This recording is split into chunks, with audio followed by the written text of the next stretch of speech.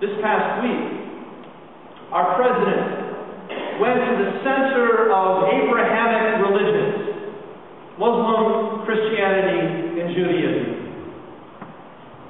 And yes, he's the American president. Yes, he's an eloquent leader. But to my mind, he is a wonderful Anglican theologian. Because what he said is that there are truths in these three time-honored traditions, and he held up the truth of each. The first secular leader, in my mind, to do so. And he said the challenge is not that one should prevail over another, but the challenge is that we're going to sit with the koans of Muslim, of Christianity and Judaism, and through that we're going to learn how to live together.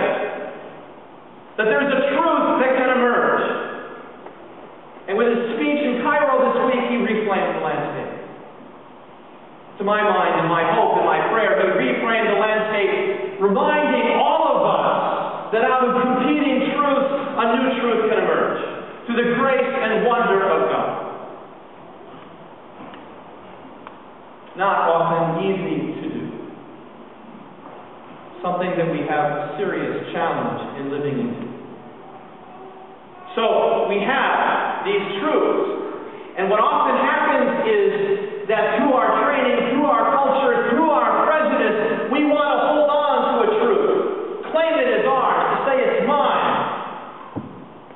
Or this is the truth that I abide by, and this and only this truth there might be. And the greatest danger that any of us can say when it comes to truth is that God is on my side.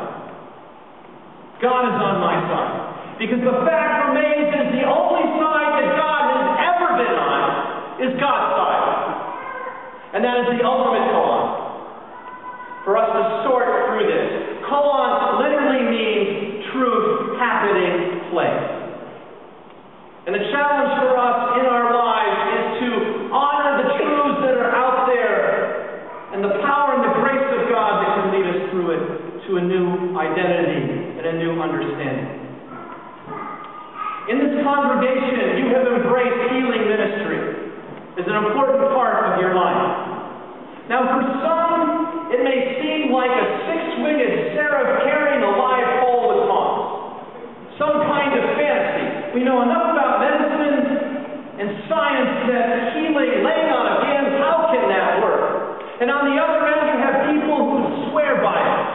I remember somebody I saw 30 years ago in a hospital. His wife was dying of cancer, stage 4. And he said with great confidence to me, our priest is coming, going to lay hands on my wife, and she's going to be cured. Two different truths. What I have learned over the years, I need to say your website expresses this very well, that never, never underestimate the truth of God's power. We have no idea how it works. We can't script how it works, but we can trust that it works.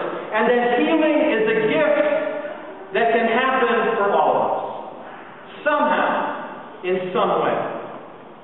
Out of competing truths comes a new truth. We, you and I, are to be witnesses to that. Jesus said to his disciples in John's Gospel, "You shall know the truth, and the truth shall set you free."